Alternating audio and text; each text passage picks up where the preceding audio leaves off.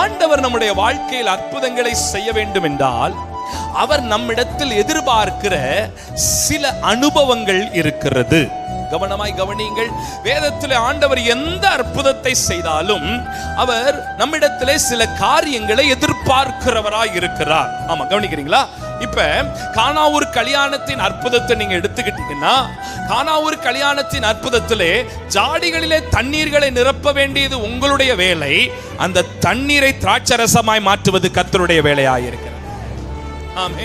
திமிர்வாதக்காரனை கூரையை பிரித்து இறக்க வேண்டியது நம்முடைய வேலை, திமிர்வாதக்காரனுக்கு சுகத்தை கொடுக்க வேண்டியது கர்த்தருடைய வேலையாயிருக்கிறது.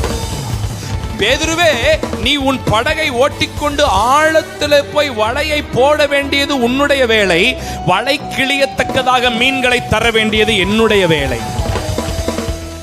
சின்ன தம்பி, உன்னுடைய 5 அப்பத்தை 2 மீனை என்கிட்ட தர வேண்டியது உன்னுடைய வேலை, அதை 5000 மாற்ற வேண்டியது என்னுடைய வேலையாயிருக்கிறது.